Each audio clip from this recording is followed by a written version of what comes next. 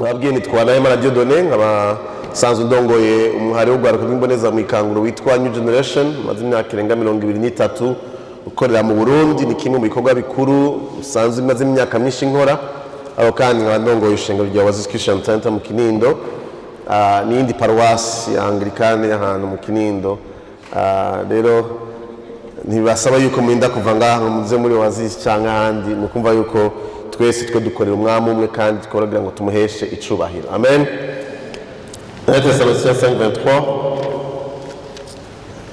Mu Gifaransa bavuga ngo que le Dieu de paix vous sanctifie lui-même tout entier et que tout votre être, l'esprit, l'âme et le corps soient conservés irrépréhensibles lors de l'avènement de notre Seigneur Jésus-Christ.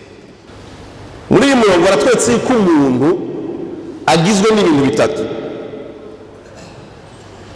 Bigishije ijambo ry'Imana avuga ngo definition batanga ngo umuntu ni mwemu afise ubugingo akaba mu mubiri. L'être humain est un esprit, il possède une âme et il vit dans un corps.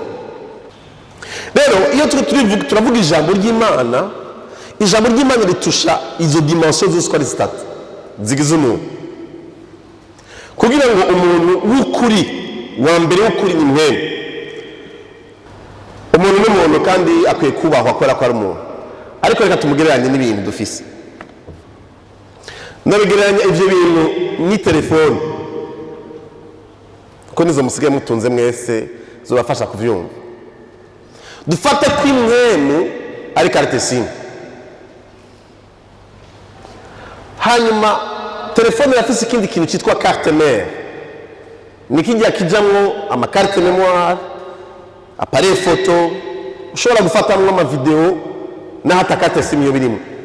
Urashobora kuvuza umuziki mu telefone kandi hata carte SIM irimo. Urashobora gufata amafoto hata carte SIM irimo. Ivyo biri ku kintu cyitwa carte mère kijako amakuru yose ushatse kwinjiza mu telefone yawe. Hanyuma byose bikaba biri mu kintu mumenyere kuza kugenda kugura muri ville cyo none kaye cyitwa hariho housing murumva ko harimo house ni inzu. Mugari ndani harimo umushaha rame ya telefone ni carte mère, ni hajya mushobora gufatira amafoto mugashira amason, harimo fonctionnement ya telefone ngiri fonction. Mugari kugira ngo ishobore kwiconnecta icommunique hamwe n'izindi telefone, iteza kuvise ikintu cyitwa carte SIM, nico kishira kuri réseau. Un être humain est équilibré, Dieu l'a créé en 3 dimensions. Nico bituma dutandukanye n'ibikoko. Alors être équilibré rero ngira ngo tuvugane. Hari umuntu yumva ubugangi nuko hari umuntu w'igitangaza ingene asa mu maso. Siziko rugira abantu abajene ndabaza ko abadolescents bari ngaha, hari imyaka udashobora kweshapa. Abantu bafite centre kuva kuri 13 gushika kuri 17 nigihe utangura kumva umubiri. D'abord umubiri utangura kuba transform, ukabona uhinduka, ukabona ibintu bikahinduka muri yo, utangura kuvuga uburemere bw'umubiri. Nje bituma uzibona umujene afise 15 yahora aja muri ville ariko yatambuka agiye kuri bus, amaze gutangura gushana 15 aca hinduka, ukazibona ngo il faut kuba mbona, kubera ko umubiri il faut kuba ariko baramarka. Araje mu kiyo agatwara umwanya wo gukora kandi kazi kose kugira ngo abanze agerageze gukreya ingene housing yenteresa abantu baza kuyibona.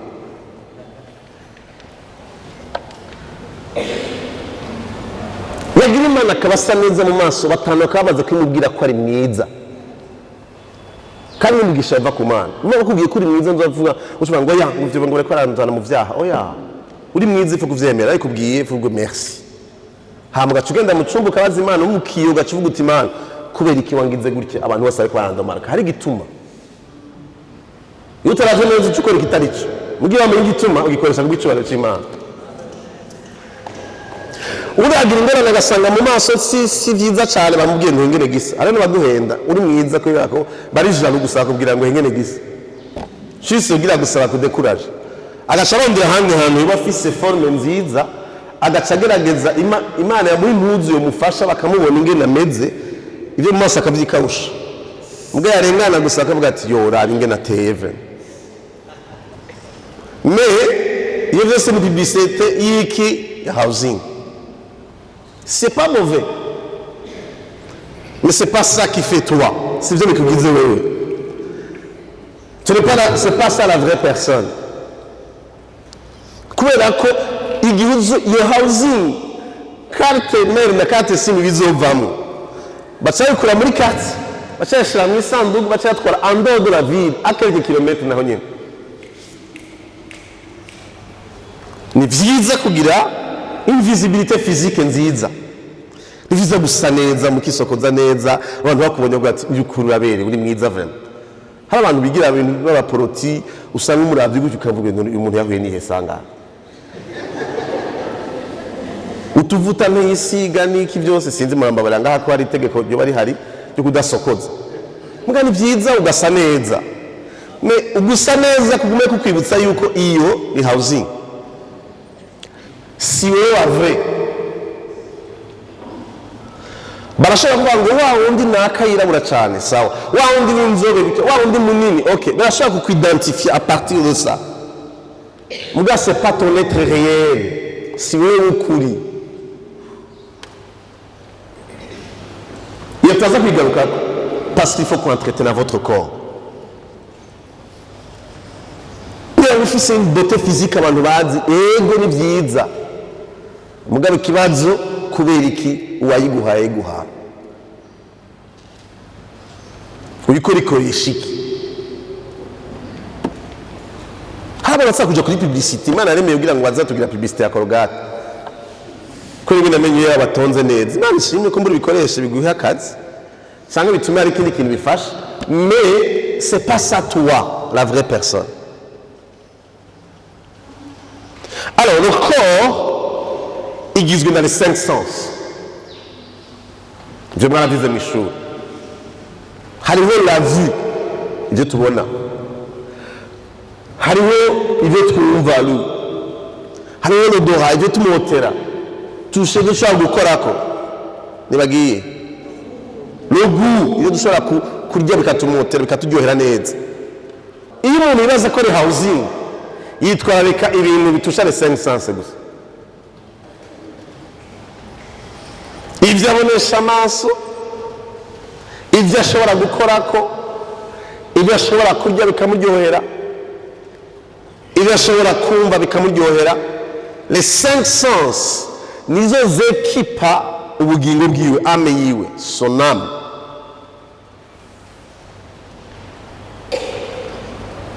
Donc ya telefone iyo itarashiramo carte SIM cyangwa carte SIM yabaye bloqué carte SIM ashobora gupfira indani ikaba bloqué telefone ikisigara igufasha ni bimwe ushobora kubona ni ya mafoto ni bimwe ushobora kumviriza za ndirimbo ni bimwe ushobora kwandikamo amanote n'ibyo ariko ndigisha ni bya bintu bigarukira aho gusa kubera ko bigarukiye sur la capacité ikorera muri carte mère ukoresheje housing yawe.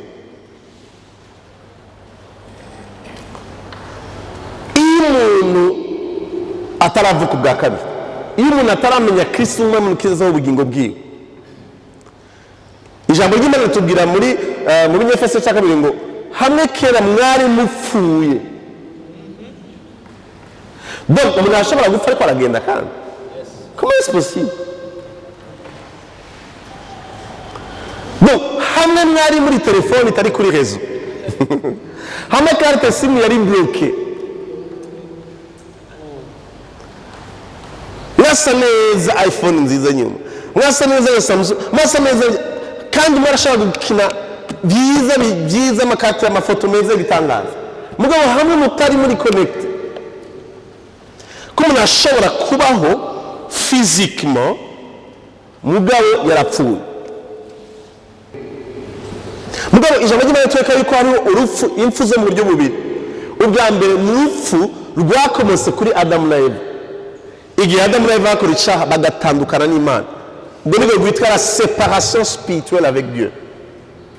Niya carte sim ibaye déconnecte. Nicyo gituma Pawulo avuga ngo hamwe kera mwari mupfuye, mwaragenda, wari ufite style, wari ufite démarche, barakubona wisize neza, washaka wagenda gusenga dimanche, waduza amaboko, waririmba no muri chorale, mugabo hari ikintu kitari kirafonctionne, ntiwari kuri réseau, ntiwari connecté.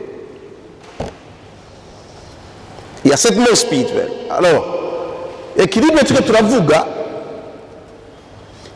yogarukiye équilibre mu isi gusa igihe mu mwemu yacu tudafitanye imigenderanire n'Imana, habaye kuba séparé spirituellement avec Dieu, habaye gutandukana n'Imana ku bw'icyaha.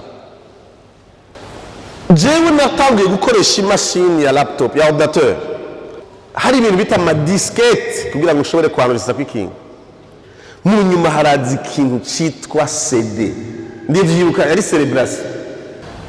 Mu nyuma turatera imbere tuza kuri flash disk. Mes chers amis, mu ndwi zitatu ziheze canke nari mu Bwongereza, nako ndarondera laptop.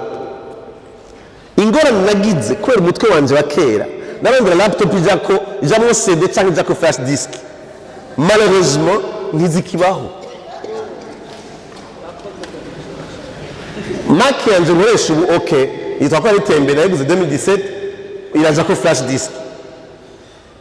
Muga Mac shasha bariko barakoruza 2018 nta flash disk ijako. Kubera iki ibintu byose biri hahandi mwebwe muzira papa na mama batazi, hitwa muri cloud, mu bicu. Amakonti yanyu ari cloud, muri cloud, mu bicu. Donc ubu ushaka kuronka amakuru nta mwanya wo gukopya uze gusubira ikopi hari, uja ugagira iki ugatelecharge bikisangamwe indani. Isanganya rya mbere giyo laptop ni gutaba kuri Yesu, kutabiri connecte kuri internet. Ko nawe ugomba kuronka fichier kanaka udafise internet ntishobora kuba telecharge. Sasa rero Imana mu kuturema d'une façon originale, plan yayo ya mbere ntiyari yuko ubugingo bwacu bugaburirwa n'umubiri. Muraza gutinda mu vyumva. Ntiyari yuko ama accessories, ama flash disk n'ama CD ari yatuma bagutelecharge programme. Kera ugiye kugura Windows wagenda kugura CD, ugaca uyitelecharge igacija muri carte mère, hanyuma ugashobora kuyikoresha canke office. Ubu urondera compte ugaca uja kuri internet ugaca utelecharge ugaca uyisanga ukayikorera. Imana yari yateguye ko kuva kera ibizoha ubwenge no kumenya abantu mw'isi kugira ngo bashobore gukora ivyigomba bizova kuri mpemu yayo bikaja mu mpemu yabo hama bikabagira ingene bateye kubaho. Mugakora ko batari kuri réseau, connexion yapfuye, bisaba ko binda guca muri les cinq sens.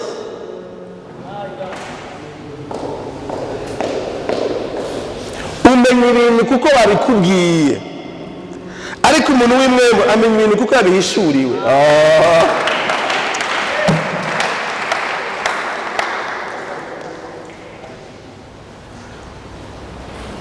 Hari abantu basoma muri Bible bavuze ngo mwisezerano rishasha kubwo gupfa no kuzuka kwa Yesu Kristo, Bibiliya ntizobe gusa ikiri iki gitabo, ngo izobe itelecharge mu mwemu yacu. Sinzi ko nabyumva. Yesu yavuze ngo nabwire ngo muri application zishasha abwiye umugore w'Umunyasamariya ngo umugore ngo wihangane gatoye gusa, hariho version igira isohoke ngo abazo senga Imana batazasubira kuyisengera muri adresse, ariko bazoyisengera mu mwemu w'umukuri. Ngo zobarurikira mwemu wanje ngo azobamenyesha bingahe byose. Kera naja mu gisagara nkumva ko nifite fieri ndamuje naja kuri sena gatamba agezweho ngagira ikiriki ntamenya Kristo. Mugabo ivyo nakora byose nivyo nariko ndaronka abantu bambwira, nivyo naraba mu makuru, nivyo naraba kuri televiziyo, nivyo naraba muri MTV, nivyo naraba hana ainsi de suite. Mais ivyo byanzanira muri jeune ntivyampa ubugingo, ntivyampa le bonheur. ko isoko byavako niyo mu isi. Alors kuri équilibre ndiko ndavuga abajene batatu banyarutse bashaka kuzana imbere batatu bafasha. Ijambo ry'Imana ryambwiye ngo umuntu ni mwemu afise umushaha akaba mu mubiri. L'être humain c'est un esprit, il possède une âme, il vit dans un corps. Kuko ari mu rero kamere k'icayo kaje kuva kuri Adamu na Eva igikoreka niki ndakugore mu cubaro ca pfukame gatoya nuko ubuntu w'imwemu atagifitanye imigenderanire n'ije n'Imana no ngo ntashobora kuba no point de communication informa ubugingo.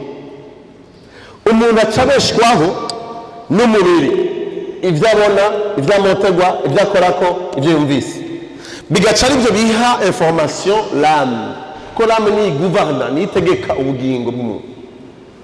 Iyo bakubwira ngo umuntu n'umunyamubiri sinzi ko bababwira pastori ntibagomba kuvuga gusa ko afise umubiri, twese turafise umubiri mugabo nuko les décisions de l'âme ingingo z'ubugingo zikomoka ku mubiri zikomoka kuri les cinq sens. Kubera ko umuntu wo mu buryo bw'imwemu niwe wundi Pawulo avuga ngo yari yarapfuye, il est mort spirituellement. Uyu muntu physiquement il est bien, umubona kuri housing n'igitangaza washaka iby'ubwenge ni sawa mu isi ariko ntafise connexion n'isi y'imwemu imuha kugira ubugingo buhesha Imana icubahiro. Iyo umuntu rero yizeye Kristo amukiza ubugingo bwiwe akabicare mu gisha, ijambo ry'Imana rivuga ngo iyo umuntu ari muri Kristo Yesu ndabaye icaremwe ariko housing yayindi vraiment aguma sakwa kumva mais nuko hashizwemo iyindi carte SIM charge haguruka ngo iyo umuntu ari muri Kristo ababaye icaremwe gisha. Alléluia.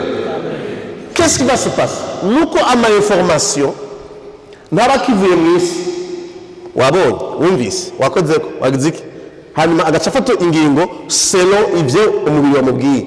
Nuko umuntu yabaye muzima mu buryo bw'imwemu biciye mu ijambo mukuru no mu mpemu biciye mu ijambo ry'Imana no mu kuhishurirwa mwemu yera amweforma akamubwira umugambi Imana imufiseko hanyuma umwemu agacawubwira ame yiwe ubugingo bwiwe n'ingingo zifatika uragarukako hanyuma ame gacitegeka umubiri agaca akora ubugombe bw'Imana kubera ko la décision z'ubugingo zavuye ku Mana zica mu mwemu mu bugingo zica zirarongora n'uburyo bwiwe bwo kubaho.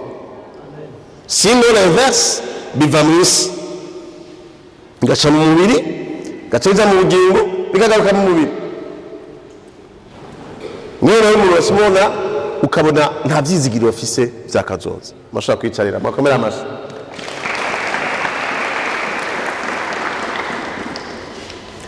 Ntabwo mbere ngaho dutangire kugira examen de conscience muri esprit mu mubiri twavuze les cinq sens murazize mu ishuri. Muri âme mu bugingo harimo ubwenge l'intellect l'intelligence uburyo bwo kumenya ibintu no gushobora kubitandukanya hagacazamo la volonté ishaka ryo gukora ibintu hagacazamo ibigumbagumba les émotions zituma ukunda cyangwa ukanga unezerwa cyangwa ugashavu biringa dans l'âme. L'esprit igizwe na révélation cyangwa na intuition ukumenya ibintu mu buryo burengeye bwo wumvishije avec les cinq sens. Umujana agezweho mu isi nuwiza amakuru menshi y'ibiriko biraba mu isi nutara yaryamye ari kuri Facebook kuri Twitter kuri niwe yitwa ko ari bagezweho parce que ici il gouverne par les informations. Ici bitwagwa n'ubwenge itwagwa n'amakuru n'uwamenye amakuru menshi. Icyo gituma uyu munsi isi ikintu cyambere gageza ni kudisponibiliza ama information menshi kugira ngo contrôle n'abantu bimvira. Sinzi ko uyu munsi muzi yuko Facebook niyo structure ya mbere ku isi uyu munsi ikontrola ingene ishobora kuvuga ati uyu munsi abantu bakora ikintu cyiza cyangwa ikibi la majorité ku isi bakabikurikira batari babizi ko ariko barakurikira. Hariho wa documentaire yasohotse ejo bundi ingene b'influence amatora muri Etats-Unis, ingene influence bitandukanye, barafise ukuntu barazi ibyo ukunda, barazi abagenzi bawe, barazi icyo abo mufana ikintu bose barafise. Niba uri kuri Facebook barabifise, barazi aho uretse kuja hose muri amezi 10 n'amasaha wahamaze n'iminota wahamaze. Ça c'est très, ivyo nibaza ko mubizi quand même. Il suffit que tu sois enregistré sur Facebook, il suffit que tu sois online, tu es contrôlé. Les positions baraza aho ugendera uwo muvugana. Rero kujya abantu barogira bakandika utumessage, message mwamwandika. Ukandika message umva papa arinjiye mu cyumba canke mama araje ugashufuta. Inkuru ndagufitiye nuko ubifuta mu telefone yawe gusa. Nta nkuru n'imwe na email n'imwe na kimwe wanditse ushobora gufuta. Ubifuse mu telefone yawe ndabisura kubona. Mugabo biri muri serveur. Ibyo baza ko mubizi kamera. Washaka gufuta liste y'abantu ba telefone baturuke kujiburaya, tujere kujiburaya. Ucugenda muri eko keneye tubwira uti ndabiri nimero ama telefone na telefone mu meza atanaheze barayakubwira. Kandi wowe yafusa.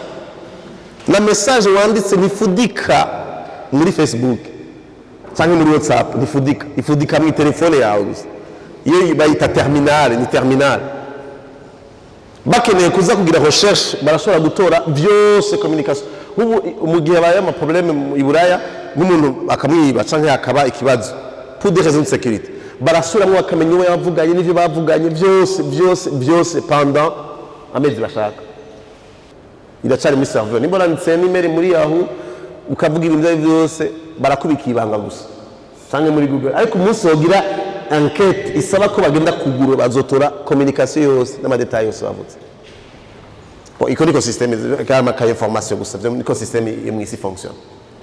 Nimuce mutinya kubikoresha gusa mubikoresha ibintu vyiza. Bamaga kuvuga kuri ekiri ikibazo afise muri uyu mwanya ni igiki kiguha makuru atuma uryoherwa cyangwa ubihirwa mu buzima bwawe. Ni igiki kuko influence ni ibintu bitoyi cyane. Jende nigisha cyane ku vya leadership uburongozi ni influence. Ningene umuntu ashobora kugira hari ibiti byo bitambu major ashobora kudeclencher ikintu gituma abantu bose bacamukurikira kora ko influence ngene biyumvira. Abakiri batubuza kugira attention kumenya guhitamwo. Nabahakariro kigeze kwa muri generation yacu abantu badandaza impuzu zo munsi ya masuvetmo bigeze kugira ingorane yuko batagurisha amafaranga menshi impuzu ziri munsi y'izindi kubera ko atawuzibona. Abantu bambaye impuzu ziboneka bakaraba agahuzu kagezweho grife kariko ingene kameze bakakagura bagahama agaciro, ariko bakinvestisa mu gukora amasuvetma ntagurishwe. Ubwe mu banyamerika yaragiye gutembera muri prison, ashitse asanga mu prisonnier yambaye impuzu adafite ceinture yamanutse gatoya, acarabona suvetma yari yambaye, acaravuga ati ide wayikoresha biganata tushaka tukagurisha nk'abandi bose.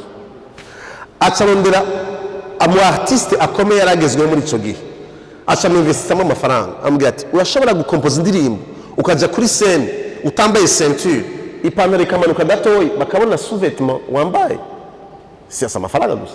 Acaja kuri scène abacara bibatiza bihizina ngo bavyita ngo ni wiki umvise ko babizi past.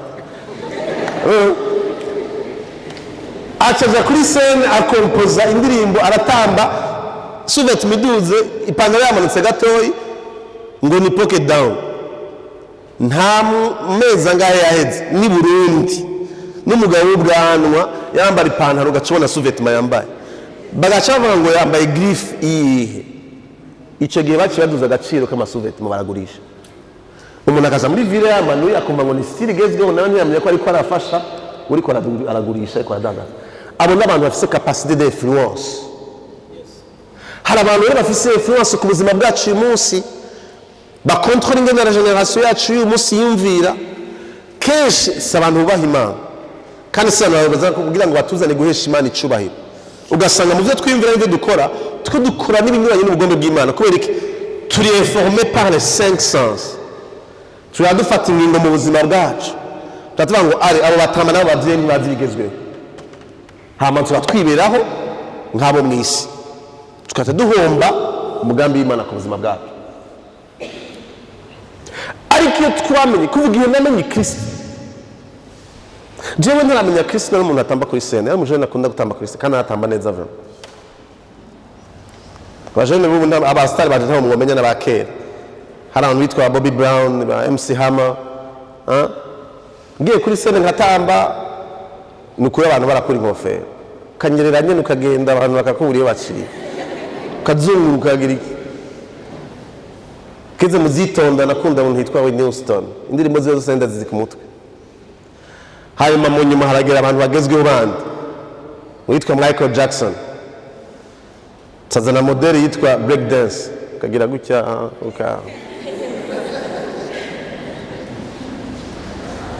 ariko bose bapfuye, senzi ko bazopfa, nanzi ko bazobaho ibihe bidashira, bose bapfuye nk'abatigeze kubaho. Whitney Houston yagize mariage na Bobby Brown, yari umuntu atunze akomeye ku isi, yatangiye kurimba muri korali muri eglise no gushimira Imana yubatse eglise iwabo yakuriye, niba agiye kumusomera misa yo kumuhamba yishwe n'urumogi. Umukobwa umwe wenyine yavyaye na Bobby Brown nawe yapfuye inyuma y'umwaka, inyuma yiwe nawe nyine yishwe n'urumogi. Bobby Brown niwe ariko arasubira gukizwa buho kugerageza kurondera Imana buhoro buhoro, biriko biragenda neza. Abo bantu nzi ko ari bo bantu b'igitangaza. Koffi Olomide baratambisha musombe mbona Koffi Olomide tukaganira iminota mike nayo imaze gukizwa, naravuze Mana yanje we aha niho narindi, niho naringeze mugali bwo nari numva ko ari bwo buzima. Nari mbaye mbeshejweho na les 5 sens na MTV na nivyo wasoma muri Voici ibyo ama journaux n'ibiki byose no gusoma horoscope urondera kumenya ngo bizogukuba kwejo ibintu byo mu isi bipfuye, nta byizigiro byari biriho muri je. Ariko umunsi umwe maze kumenya Kristo, aho none nagomba gushimikira cyane. Haleluya. Ngo vyose bica bishika ubuhombe niko ijambo ry'Imana rivuga. Maze kumwizera n'umukiza w'ubugingo bwanje, ya carte SIM yanje yapfuye isubira kuza kuri rezo connection. Nugura ijambo ry'Imana, ngumva ijambo ry'Imana riko rirambwira umugambi mwiza ifite Imana ifite ubugingo bwanje. Cyangwa usanga ivyo mwisi atabutunzi na bumwe bifise nk'ivyo mu ijambo ry'Imana, nivyo kumenya Kristo, nivyo kurongorwa na Mpwemu Yera. Aho utababwira l'équilibre de la vie, de ta vie. Aho décision yose y'ubugingo bwawe ihagaze ngo mbega ijambo ry'Imana rivuga iki muri iyo. Pana la majorité bavuze iki, pana kuri internet nasomye iki, pana biko biravuga ijambo ry'Imana muri iki rivuga iki muri iyi circonstance. Mbega ubugombe bw'Imana n'ubuhe muri ibi ngiye kubamo, mbega ibyo ngiye gukora bifise intumbero guhesha Imana icubahiro cyangwa kunzana gusa kwihesha icubahiro. C'est là que l'équilibre itangura kuboneka muri ame yawe. Ubutunzi bwa mbere, téléchargement ya mbere kwiye kuba muri ame yawe, c'est la connaissance de la parole.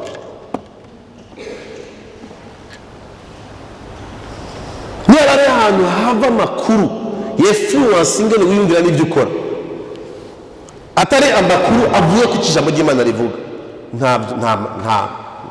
nta byizigiro no kubwira iherezo nizo kigira ribagize. Ngo ngaha mu ijambo ry'Imana hari tout ce qui contribue à la vie, à la piété, tout ce qui te donne l'équilibre yuko wumvise amahirwe mu mutima. Muri nose ariko kandi ufite ibyizigiro by'ubugingo budashira mu mana. Nagize ingorane ndabura umuvyeyi mu magume ndabaho mwibarabara ngaha atavyizigiro ufite, ntagira ibyo fungura n'amazi imisi ntagira ibyo fungura jewe, ntagira aho njyama. J'ai souffert muri iki gisagara, sashoboye kwiga amashuri menshi nk'abandi ngashoboye kuyaheza, officiel na secondaire ntayo nahejeje. Naciye mu buzima hamwe bibaza kubera ikindiho mu magume ahantu uciye ahantu hose ariko baricana abantu bose bameze nabi, ukibaza none qu'est-ce que none kubera ikindi mu Burundi, kubera ikindi ngaha. Je n'avais pas encore compris ko vyose biva kuri kamere k'icyaha, ko biva kuri Satani agerageza kondengene yotubuza kubaho amahirwe. Ariko maze kumenya Kristo nk'umukiza w'ubugingo bwanjye, maze gusoma ijambo ry'Imana ringaha, haleluya, naravuze nta limite n'imwe muri ino si nk'ifisi naho naciye muri ibyo byose aho wumva mu mahanga hose ngenda kubana n'abategetsi nakigwa n'abantu bakomeye ku isi nigisha ama university ndio ndiko ngira conference mu Dallas mu kwezi gukurikira mba ndiko nigisha Addis mu ndwi zibiri ziri nyuma nigisha ahantu hatandukanye bampamagara kubera iki kubera ko n'umunsi nasomye ijambo hari ijambo ryambaye gutahura le sens de la vie le sens de l'existence nk'uhanga ngo uri umumilliardaire ndica n'abamilliardaire vy'ukuri des milliardaires abantu batunze biteye ubwoba. Il y a 3 semaines, 3 twicarana n'abantu batunze cyane mu Bwongereza tuko turasangira icyayi mu gitondo bibaza ko ari kubera iki bambwira ngo tu nous inspires uratwigisha iri ko tuvugana natwe ari ikintu gihinduka mu buzima bwacu. Papa sinigeze kwakirwa n'uwahora twara Bwongereza ancien premier ministre yitwa John Major imbere ya parlement y'Ubwongereza aravuga amajambo yo kumwintroduza ndasubira ndibaza je ndi wa mundi bigasorwe i Burundi hanyuma indani hacarambira ngo oya ngo uri wa wundi yicanye na Kristo ahantu ho mwishe. Haleluya.